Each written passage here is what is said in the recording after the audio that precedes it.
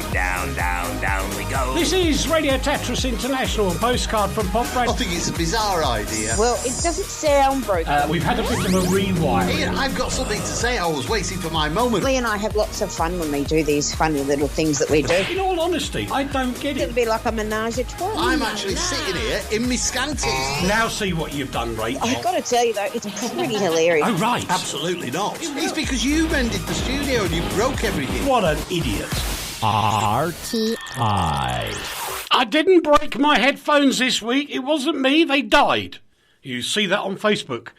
Well, maybe you can, maybe you can't. If you're driving down the road at the moment, you probably won't. Anyway, welcome one and all. This is Postcard from Poprad with another special because I'm getting a little bit annoyed.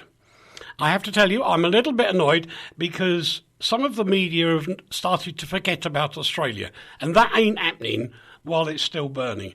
That's a fact of life. Hi, Tim. Let's just do a couple of quick hellos before we say hello to David and to Rachel. Hi to Isra. That's a nice name. And Yasmin and Rancher. I'm struggling, fellas. I really am. Who else is there? Mark is there. That's easy. Michael Clark is in the house, as is Messiah. And Michael Fields. There's loads. Hello, Jose. I don't know if that's our Jose or another one. Michael McGowan. Oh, that's a good Scottish name, isn't it? No, it's not Michael, it's Nigel. Oops. Nigel McGillen. That was nearly Glaswegian. And so many hundreds of other ones. It is just enormous. Thank you so much for listening in. You are wonderful. And I hope you can help Rach in a moment as well. As we go across to London and to Melbourne, Australia. We'll start with London. And it's Dave Rhodes. My ears are bleeding. Why? I heard you singing along to the last track on Finn's show. Horrible. You should have been used to that by now. Yeah, but it's just bad every time I've got a headache.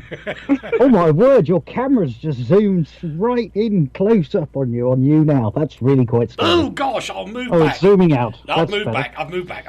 That's better. Flipping heck, that was terrible. It's supposed to Hello. Hello. It's supposed to be zooming in on Teddy. And hello,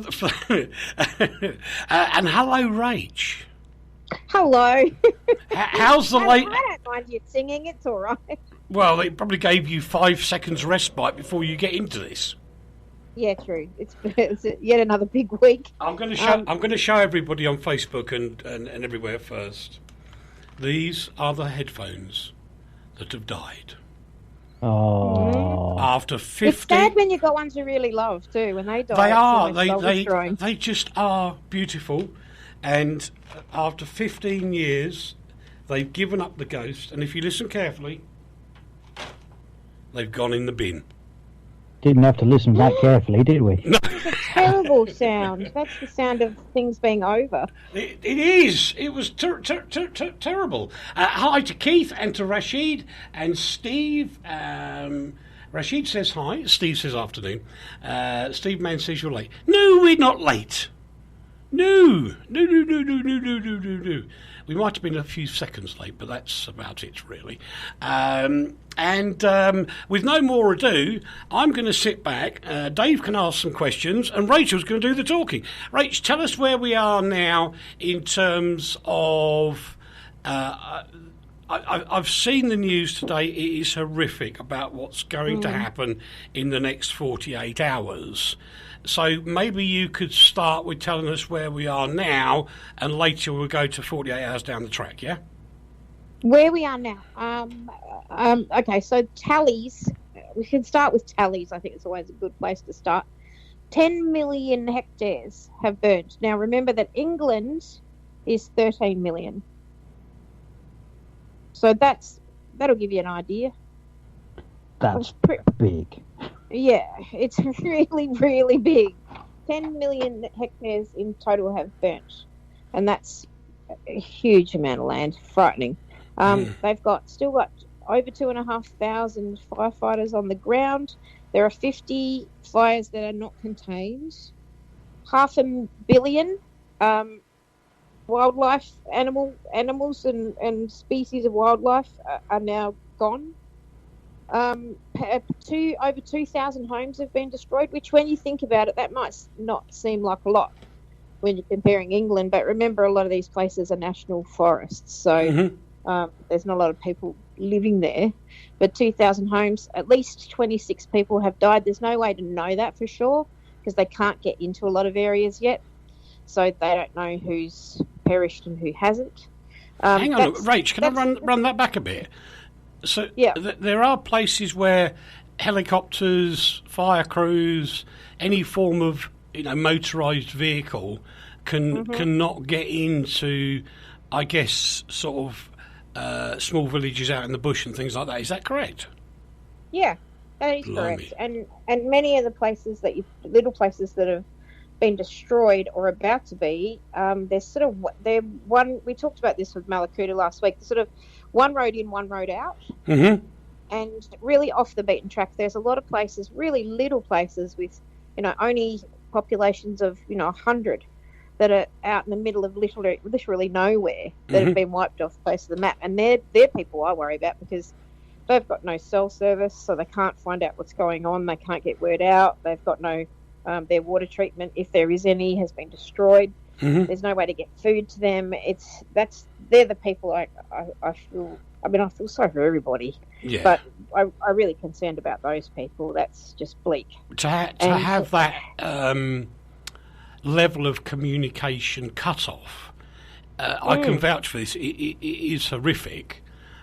Because when we had that terrible storm back in '87, I think it was, in the UK, which knocked out television, radio, embryonic pages and everything, the bottom line was you felt terribly cut off.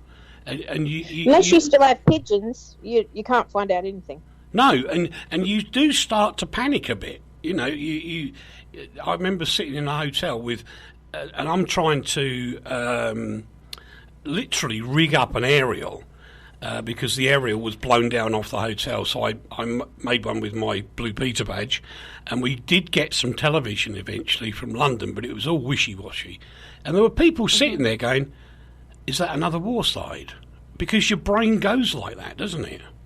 Well, yeah, it sort of feels like end of days. It feels very apocalyptic, and you almost feel like you're cut off from the entire world. But the great thing is that I saw on the news a couple of mornings ago, one of these towns really in the middle of nowhere had been reached by the army. So the army had turned up with some trucks and some stuff for them, and just to have contact with the outside world, I think it really lifted their spirits. But gosh, they had little kids, and these little kids are going to be adults are going to be traumatized, but little kids don't understand, what's going on and why, and that sort of thing. It's just really it is dangerous. Yeah, let's just say hello to Mitchell, who's joined us. Says hello, everybody. Mitchell. Sonia says I've been here from the beginning. Honest.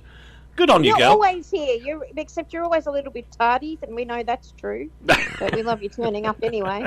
Was that Mitchell or Sonia? Sonia. Oh, okay. She goes, always, been here from the beginning. Honest, wink, wink. Wink, yeah, nudge, nudge. Right, so there are a number of issues, and this brings me to point one, that because I dislike the way the news agendas run in many occasions, and this is one of them. The fact is, there was a big push last week from just about everybody, apart from my daughter who complained. And little Katie complained. Well, little Katie, blimey. Katie. Yeah, she's going to kill you for that. I know.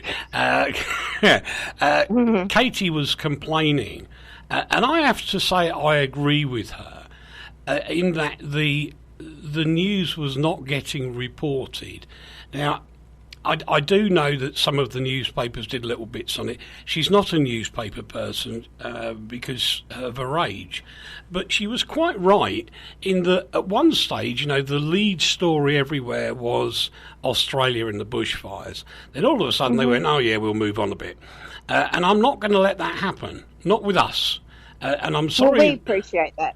Well, no, We do. But and we did get bumped by a couple of pretty big stories. I mean, Trumpington as usual, and the Earth must stop moving as soon as we have Harry and Meghan news. well, yes, I suppose, yeah. Yeah. Now you're being told off by Sonia. Really? No, not really. I had the station on, but not the video to begin with. Hello, everybody. Oh, see, that's not I the won't. entire experience. No, that's is true. it? And who's the invisible man? Don't know, Steve. But what I'm kind of, I suppose, it's not an apology because I believe it. We won't have as much silliness as we normally do because until these fires start to dumb down, we are going to keep telling you to look online, to find the things that Rachel tells you about where you can donate, to help all the people who are currently animal husbandry people who probably weren't before. And it is horrific. So don't think that just because your local broadcaster has stopped talking about it, everything's fine and dandy in Australia. It is not. It is not. No, it's not. And it's still a continent on fire.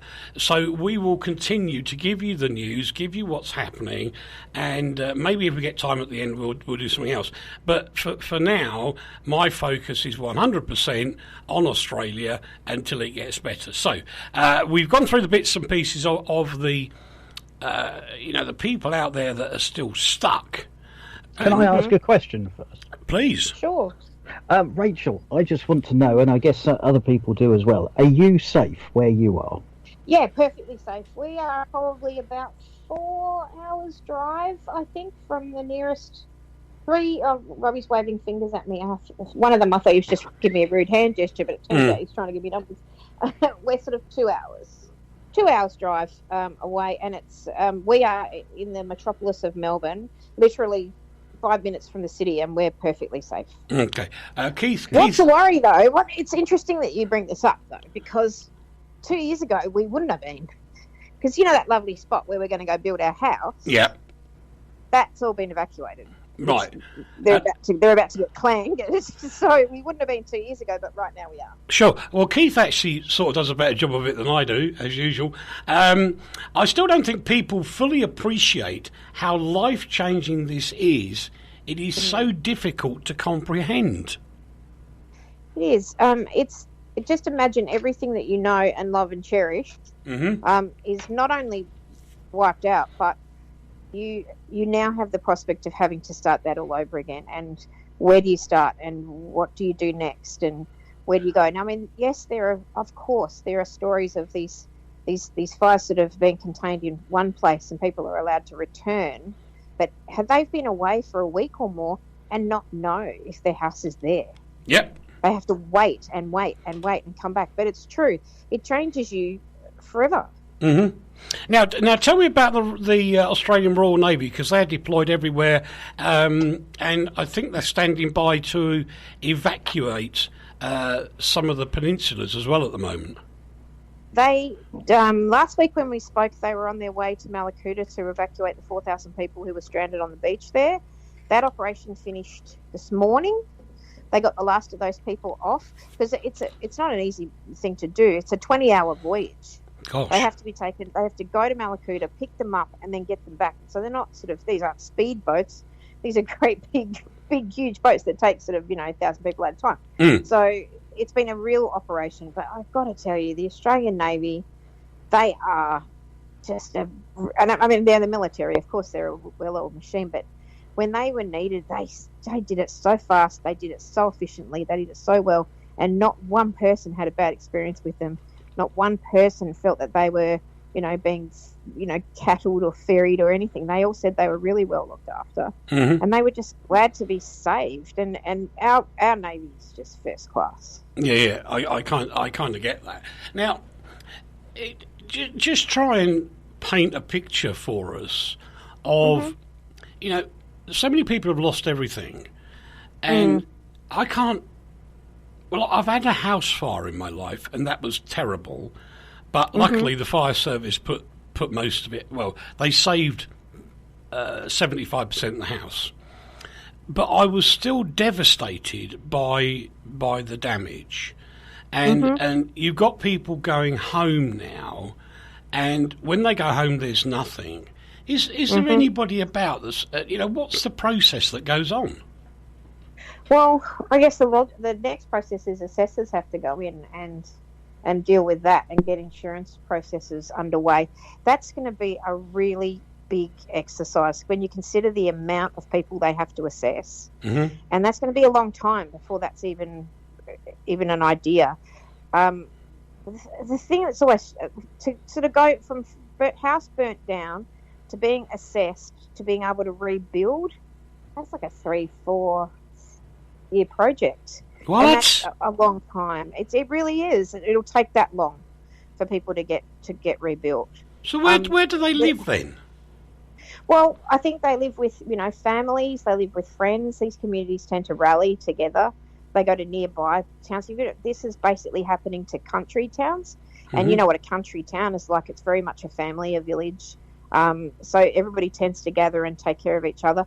But I mean, I know if my friend down the road, his house burnt down, I'd certainly welcome him into my home that was still standing. And that you're going to find in these places that not entire places have been burnt out. You've got the odd house here and there who somehow, by the grace of God, gets missed. Yep. And they've still got their house, but it leads to a whole slew of problems. But particularly in communities like these, you've got the guy who runs the local general store, you've got the guy who runs the pub, you've got the guy who runs this, and girl, sorry, that's me being sexist. And then you've got this whole community. Those people have had their businesses wiped out and their homes. So this is a community of people who are a family who've all been devastated together. So this is collective experience. And you like your local general store owner because he knows your name and he knows what cheese you like and he knows this and he knows that. And you've lost that too. You've lost that security and you've lost that feeling of community and you've lost, a sense of who you are and a sense of self. And that's why people live in places like that, for that very one thing. But Mitchell's raised a good point. A lot of people will be moving to non-affected areas to live. Will those areas be able to take a big influx of people? Yeah, I think so. You've got a lot of generosity of spirit with people, hotel owners, and I've seen lots of them on the news just opening doors for nothing for most of the time in the last few weeks to just house people. I think people are particularly mindful of people with children or with elderly people, taking special care of the most vulnerable of our communities, and I think that's really important. But yeah, I think there's plenty of space for everybody. We've got a lot of houses to rent around here too. There's a lot of them. There's a lot of rental. Yeah, and I'm not making a political point here because I don't want to go there. But what I'm saying is that the community isn't wussy about this. It doesn't say, "Oh, please, Mr. Government, come and fix me." They actually get on as a community of caring people and fix the thing. They do, and what they want is what's fair. They want what's coming to them. They want help that everybody else would get, and then they get on and do. It's just this. It's just sort of the Aussie way. It's the spirit of what we do and how we do it. There's a nasty side to all this. The houses, the odd houses here and there, particularly in a place called Bateman's Bay, which basically got wiped off the face of the earth. There's a couple of houses standing, and some absolute lower than low scum of the earth have decided that looting is a great idea. So when these people return to these fire-affected areas, half their houses have been broken into, and what is left of their possessions are gone, and their houses have been ransacked. Keith wants to know, is this a lot due to stopping winter backburning? Yes and no. It's the thing about Australian bushfires is that every now and again you get an absolute clanger. And when I say that, I mean nothing's burnt for a while. You've got areas that can't be backburnt because they're just inaccessible. You've got there's a lot of land with a lot of forest. And it's hard to sort of keep backburning all the time when they try and backburn in coastal areas, and that has been a bit of a disaster this time around. I think backburning there should have been more backburning, but I don't know enough about the ins and outs of how that works to be able to have an opinion about it. But for sure, I mean, clearly that's an issue. Clearly climate change is an issue. Clearly, there's a whole bunch of issues. But I think if they'd backburned maybe a little differently, I think they should be cool burning like the cool Aboriginal people used to back in the day. That was an effective method. They didn't have bushfires. But I don't know. There's so many things we can point fingers at and blame at this point. And unfortunately, they have arrested 183 people linked to arson. That's a lot. That is a lot. That's a lot. And we don't need any help having fires started. Thank you very much, arsonists. We can... Nature will take care of it. Listen, I'm going to ask for Dave's help here again because I'm being shouted at by Julie. She's on, well, she asked me, in all fairness, 5 minutes ago, after I mentioned it, Julie's watching on Pinterest, that I mentioned places to contribute to those helping not just the animals but also the people involved. Julie, what we'll do is Rachel will give you some addresses in a minute. I can't access Pinterest from where you are now. Dave's just put it onto you now for you already. It's also on Facebook and as it's well. on Facebook as well, yeah, I can see that. Where you can donate to places. And if you go onto our Facebook page, and I'm guessing because you've come from the message about this particular programme, you'll see a link to radio. It's just the word radio on the post, and that will take you to our Facebook page. And from there, you'll see, alongside the broadcast, the video, sadly me, some information from David, who's already done so, and he's plonking it everywhere else, and we will share it. But first off, Rach, just tell people what to do. To help? Yes. From very far away lands, where all the really cool people hang. Well, the first thing you can do, the very first thing, is please come visit us. We need the economic boost from your tourist dollars, and we don't want people to stop coming. This isn't something that you should be fearful of when you visit us. It's a fantastic place to visit. The people are great. Not everything's on fire. There's a good portion of it that's not, and is perfectly safe. But I did see that report where they said that tourism was down between 70 and 80% at the moment in some of the areas, which seriously, as soon as the fires go out, Australia's got this weird thing it does. It regenerates. Now, if you look at the beginning of the fires, which was before Christmas, a long time, we've all forgotten about it now. Those trees in the original fires are actually sprouting green shoots already. They are literally regrowing as we speak. So you will find that Australia will come back to normal incredibly quickly. And so, if you've got a holiday coming up, Easter time or something like that, don't worry. It will be fine. Just go, because you'll actually be doing them a huge favour at the same time.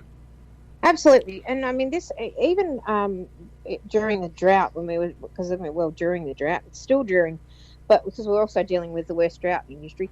But there's an initiative, and I think this is the same for the bushfires. If you find a town that's been fire affected, find a local business in that town and order stuff from them. Buy their products. Yeah. Because it supports their business and gets them back on their feet. And I think that's really important to do. But as far as if you want a sort of easier way to go about it, with the Red Cross are probably the safest bet to donate money to, and you can do that various ways. There's a Bendigo Bank one, there's a whole bunch of stuff. But also, if you are, for example, I'm just going to click onto my Facebook now because I enjoy the tools that are available to me. Right. There is a group of crafty, nitty, clever people who have started a group called the Animal Rescue Craft Guild. Now, what they do is they knit and sew little booties for burnt koala hands to protect them. slings for joeys and for little kangaroos so they can be nursed back to health. Wraps for bats that have been injured. That's what they do. They started out a few weeks ago with about 22,000 members, and this has now gone to 167,000 members in the last week. Wow, which is fantastic. And I shared it with all my friends because I have no talent in these areas of knitting, sewing, etc. But I know people who are clever and do. So I was sharing it. But I also just the groups of people. There's like craft groups getting together in places like Minnesota, in the States. There's people in France getting together. It's happening everywhere. So you can find these groups on Facebook, and they're terrific to get involved with. There's another group called Back to School Bags, which basically, our school year's about to go back. They're all about to go back to school. But a lot of kids are going back to school with nothing. Everything's been destroyed. So you donate a backpack full of books and pencils and, all the stuff they need to get back to school, which their parents may not have the money to be able to go grab very readily, and they may not have shops to buy them from. Actually, so I was quite proud of what's it called? Facebook page called Australia UK, where they are working really hard to promote things, to help people, and to keep the thing going. But I have to say, on the other side, the High Commission, bleh, not nice, nothing. It's just usual PR puff going out. Come on, London High Commission for Australia, get your act together and start talking about the bushfires. It's more important than what your ambassador's doing or something else. Well, exactly. There's people in serious need. Forget all this PR stuff. Get on with some good stuff. Exactly.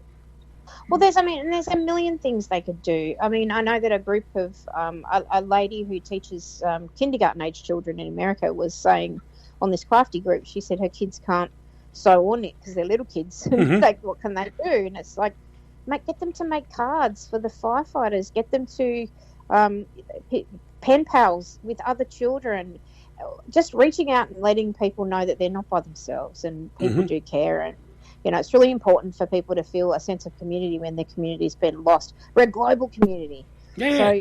So, it's there, Rach. It's there. Groups, arts and crafts on Facebook. Dave's put the link up for us. Thank you, Dave. Animal Rescue Craft Guild. And, any of those craft groups. This one's just one I particularly belong to, but any of them. And if you want to do something, really sweet that would be really enjoyable, World Wildlife Foundation, I think they're called. They do adopt a koala. Yeah. You can, adopt a koala. There's a million different things you can do. But for people who are listening in Australia, please don't send any more stuff. And when I say that, I mean they don't want any more canned goods, toiletries, blankets, etc. What's happening now is that they've had so many generous people give them so much stuff, they actually they can't logistically handle it all. It's getting to be sort of nightmarish. They have to get warehousing, and they don't have volunteers to sort through it. They don't have the vehicles to move it. They can't take any more of it. Like what they've got, they're very grateful for, but they can't logistically handle any more stuff. Yeah.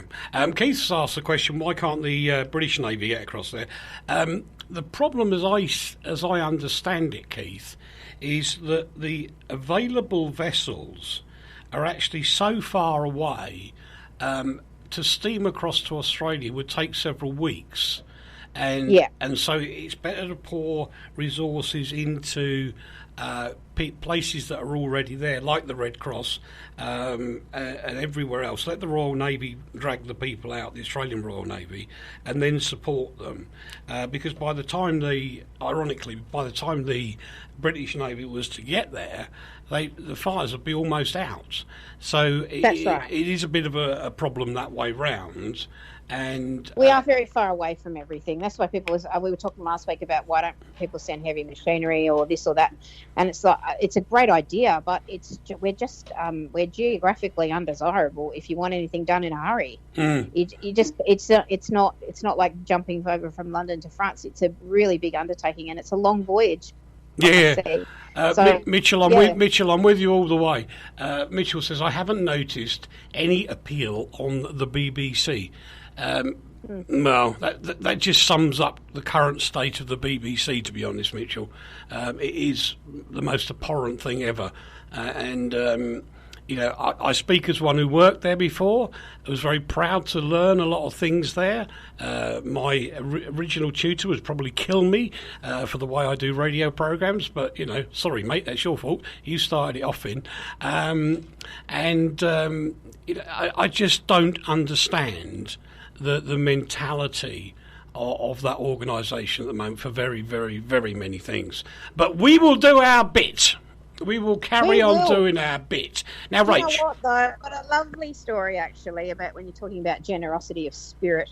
I have a friend who lives in Blackpool, I'm pretty sure, and she's just at the moment in the middle of cancer treatment. She's on a very, limited pension. She is always absolutely broke because the cost of medicine for her cancer is ridiculous. Yep. And she sent me a note the other day and she said, because of my cancer, my hands are sore and I can't sew or knit for the animals, but I've donated £10. Oh, and I thought, wow, that is very cool. It is. People and who guys, don't have anything give the most. No. And for the older generations that are listening, if you think back to something like Live Aid, yes, there were some huge donations from big companies, big, very philanthropic people with good bank balances, but the majority of the funds that came in to help were actually small sums of money, 10, 5, even £1. And that made such a huge difference to the overall total that, don't be put off if you think, I can only afford to send €5, $5, £5, whatever. Don't worry, that will make a huge difference to somebody who's lost everything. Because when you've got nothing... It nothing... absolutely will. Yeah, when you've got nothing, $5 is a lot of money. It really is a lot of money, and people's generosity of spirit is. I mean, I'm super great. There's been and we'll talk about this a little bit later, but there's been a tremendous amount of money raised overseas, a lot, and from very generous, wealthy people, and that's very nice of them to do. And I'm impressed, but I'm more impressed by my friend Dee in Blackpool who gave us £10. Do you know what I mean? It's like, it's just one of those things. But even if you don't have the money or you don't know how to send it or you can't send it, get onto the internet and find one of the country fire services or the Royal Fire Service in New South Wales. Find one of their addresses and write them a letter and say thank you, or we're thinking about you, or anything at all to make somebody feel better that day, because at the moment it's fire fatigue. It really is. We've got fire fatigue. Keith says, sorry, I don't buy that. No, I get what you're saying. We have ships stationed in the Far East which could be there in around a week. Even if they got deployed there in a week, the problem is to then assimilate them into the rescue services would take at least another week. And to be honest, I think the ARN are doing a fantastic job anyway. I don't think they're unresourced in that area. It was just the time delay of the government saying, let's deploy the ARN. And once that happened, they were out there in as Rach said, a couple of days. Which is true. To move even these smaller frigates around takes a couple of days, and so I'm guessing, and I don't know, Keith, because I don't know, and I'm scratching my head back to my old communications radio days, but I think once another foreign set of troops gets there, to actually pull them into the system takes a very long time, just because people are pushing paper around as usual. That's true. I mean, firefighters who aren't governed by paper at all from all sorts of places all over the world, they've been landing and jumping on planes and coming and helping, and that's terrific. But the other thing, Keith, is that the nature of these fires is that everything shifts on a dime. So 1 minute the conditions will be one way and certain towns will be under threat, and the next minute it's completely changed and something else is happening, and it moves around so quickly and it changes so fast. You don't ever know quite where to go next, where the big dangers go. They can see it coming, but they don't see it coming. They can't see, it changes so fast they often don't see it coming. Yeah. And I think that was the trouble with the ARN at the beginning as well, wasn't it? It was. And the irony is, they know the continent of Australia better than I would. Yeah, they know the coast for sure. Yeah, and they, they can pilot the Navy ships without needing an external pilot, which most British craft would need, because they wouldn't know the local terrain and the depths and all the rest of it. So it is a bit of a logistic thing. I'm not defending them, Keith, because I kind of agree with you. But the logistics of doing it could actually cause people to be moved away who are better positioned working with the ARN, I think. And we don't want to waste the resource if it was to come here, which we would love. We don't want to waste that resource. We don't want that to be a wasted opportunity. It would need to be super tactical and really well planned out, and for us to know into the future what's going to take place. And unfortunately, with these fires, we just simply don't. No, but I do. I think there is one area of validity that Keith is sort of leading towards. Yeah, he's quite right. Yeah, when it gets to the fires almost being out, and the time to build the infrastructure up again, especially bridges and roads and stuff like that, then I can see a great deal of sense in getting... you need the help then. Yeah, right? Because you'd have like the Royal Engineers come in, and they could actually help straight off on one project, and effectively that one project could be given to them. They know what to do. They could put up the temporary bridges. They don't need any, red tape from Australia, because they're already trained to do it. They just have to know how wide to build the darn thing. So I think at that point... And let's face it, they're the guys that built it in the first place when you think of our history. Well, I suppose they did really, didn't they? Hi to Nelson, and hello to Keith. Another Keith Rogers is there as well. Hi, Keith. Keith Rogers, love him. Love him. Well, that's not what his wife says. Oh, well, that I don't know about that. Oh, I love him. Oh, do you? Oh, there you go, yeah. Keith. You got a home in Australia whenever you want one. I mentioned at the top of the hour that although, and I think this may have something to do with the media being a little bit, downplaying it at the moment, the fires have been, there has been some rain, the fires have gone down a little bit, but it's about to all change again, isn't it? Yeah. Go on. In a really large way. There are 3 fires burning right now in what we call the Alpine region, and the Alpine region is where it snows here. So that's where Robbie and I go on our holidays, and that's where we're going to build our house. Right. And we're still going to build our house there. We don't care what burns down. So, because we're a bit stupid, but that part of the world has got 3 fires that have merged into what we call a mega fire. Right. And all the places where we go, and you'd see the photographs every year. There's Hotham, that's the mountain where Gordy was wearing his snow jacket. And happy birthday to Gordy! Oh yes, happy birthday, Gordy. He's 8, and he's just gone to bed. I think he's over it. But we've got Harrietville, which is a beautiful little town, which is where we were going to move near to. There's a place called, oddly named, I know, with fires, but it's called Smoko. And there's a beautiful town called Bright. And it is really a gem of a little place. It's fantastic. And they were all on what they call a watch and act alert, which means pay attention to what's going on around you, listen to the media, and when you're told to evacuate, make sure you do. That was changed at about 8 o'clock p.m. to you can't leave now. Once you hit, you're stuck. You can't leave. Try and not to get burnt is basically what they're saying, because it's coming. And that's all going to get wiped out. And that's a huge mega blaze. So you're talking about easily another 20 to 50,000 hectares right there. Gosh. And even though it is now 14 degrees in Melbourne and was bucketing rain for most of the day, it's nowhere near there. The rain's in the wrong place. And the rain needs to be further east. Which reminds me, actually, Rach, I think we should commend a group of both commercial and state broadcasters, technical people, because one of the ABC transmitters burnt down, didn't it? The big one. Yes, it did. And everybody got together, irrelevant of where they worked and who they worked for. They all grouped together and they got this transmitter rebuilt so that they could get the emergency messages out. And I thought that was amazing.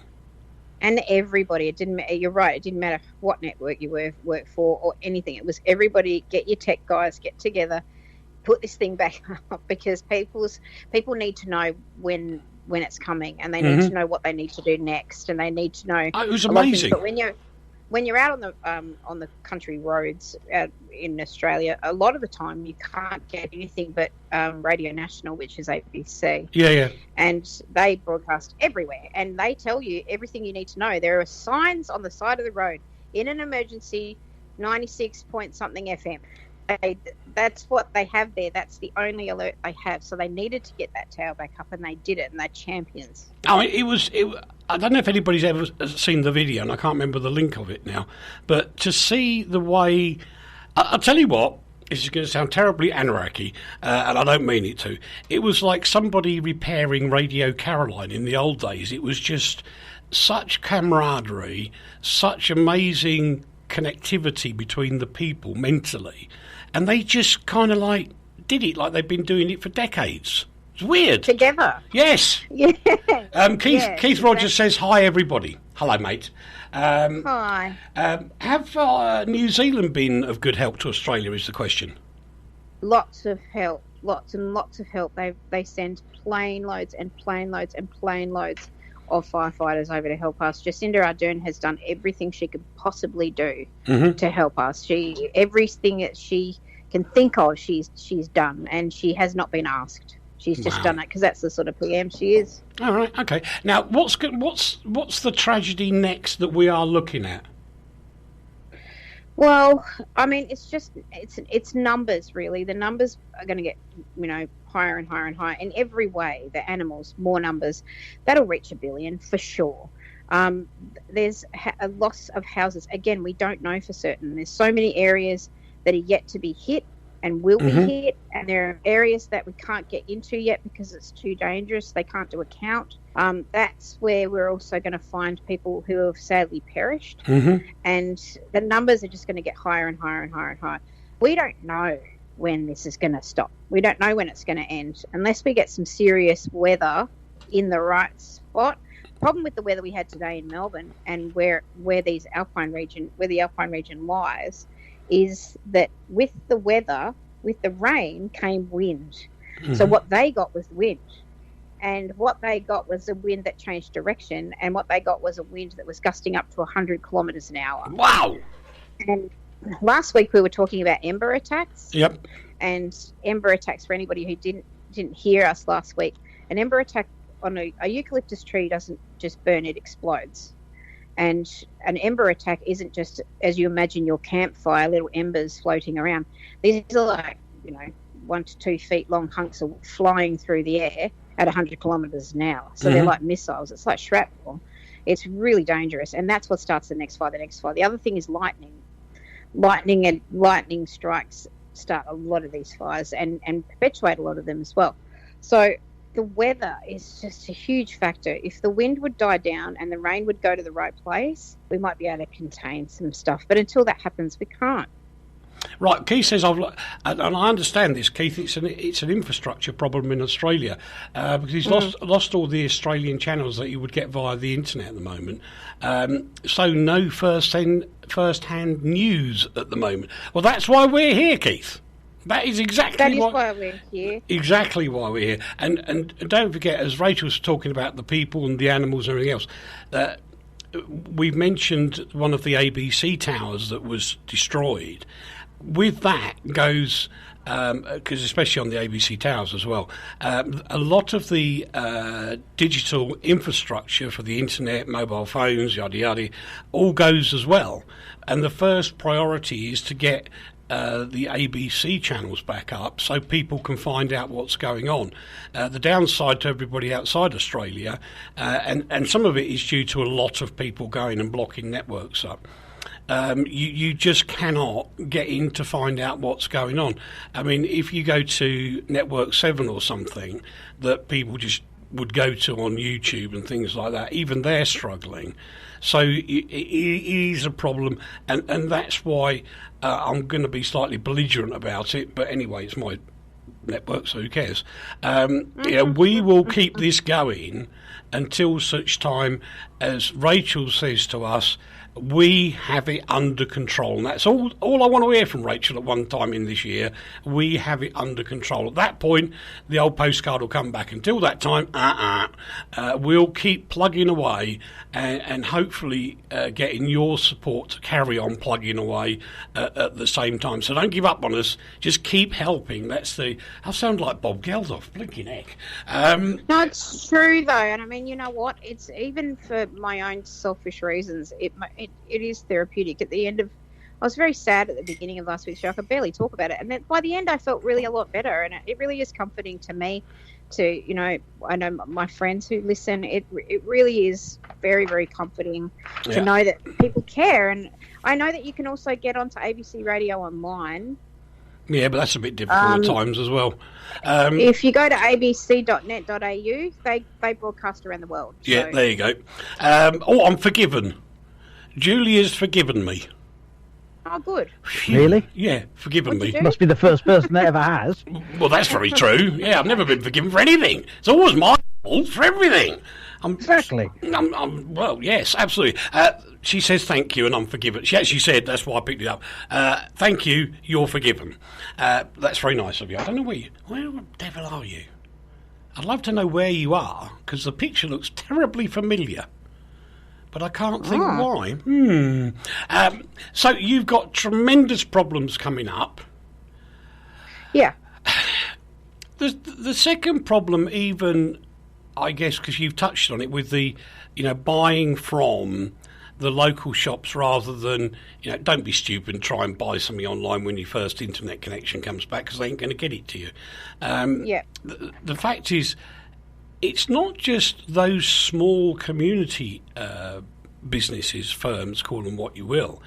It's actually the other industries which a lot of people in Australia go to for the week, then they go home, or they commute a long way, much farther than people in England do, on a regular basis. That must be impacting on the actual business infrastructure of Australia as well, surely.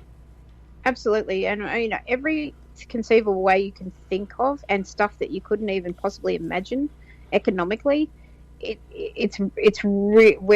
our backsides are actually absolutely being kicked in every which way. And the other thing too is that you're talking about people who, just the firefighters.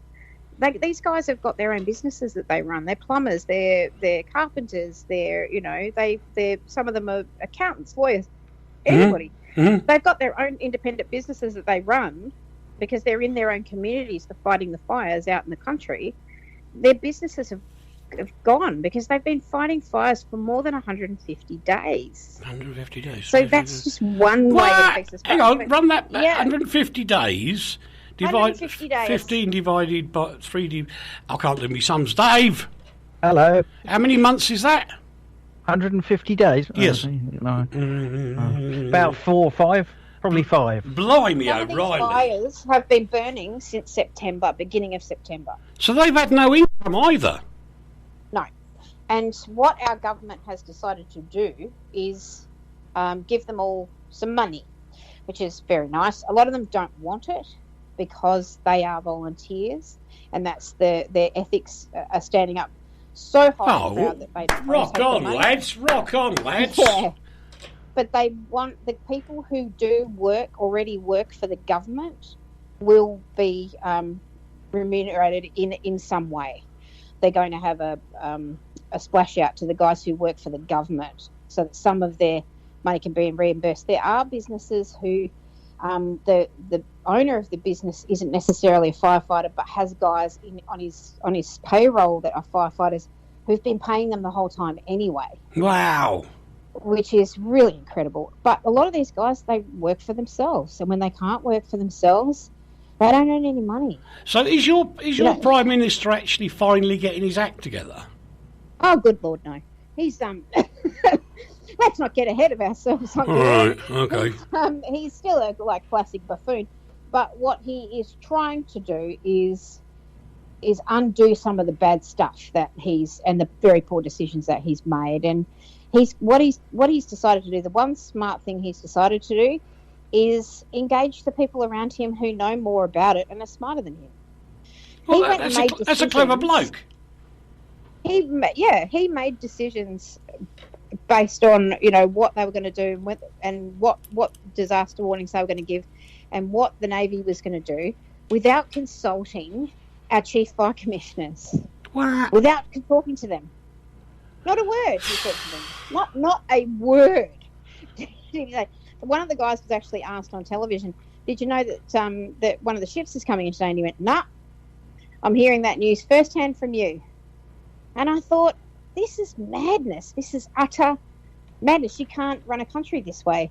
It reminded me of when Donald Trump decided to pull troops out of Syria without telling anybody. Yeah. I just thought, what are these guys doing? Thinking they can just do things without telling people who they need to tell. The fire commissioners, for goodness sakes. Yeah, but and I guess... he's been burying his guys all week. This fire commissioner has been burying his own guys all week. And he's had to go to funeral after funeral after funeral and pin medals on 3-year-old little boys wearing fiery uniforms. Yeah, I saw that. Just heartbreaking stuff. And to be treated that way by the man who's supposed to be running the country is abhorrent. I can't. But on the other side of the fence, I mean, I'm very well, very well known for delegating stuff.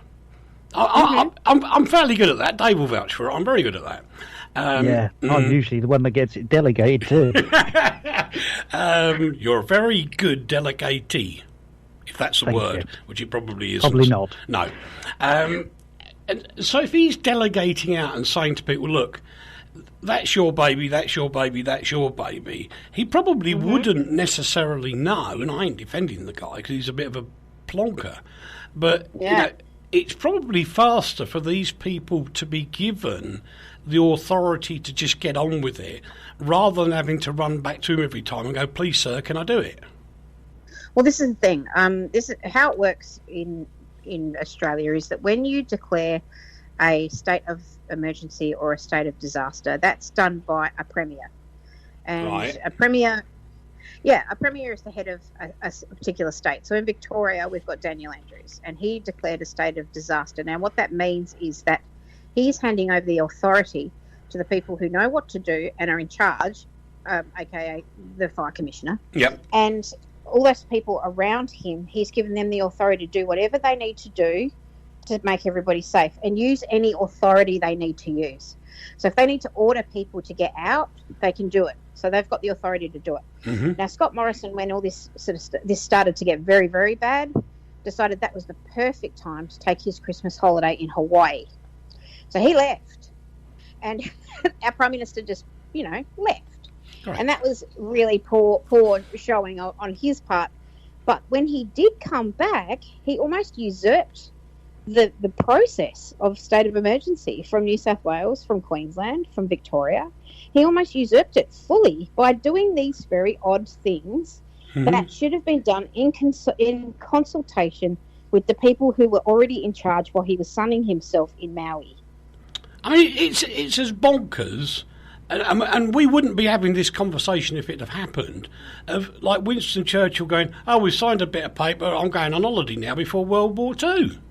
That's right. And what we are having at the moment is a war zone. This is Armageddon. This is nothing we've ever seen before. Even when they bombed Darwin, they didn't get this much catastrophe all over the place. It was just...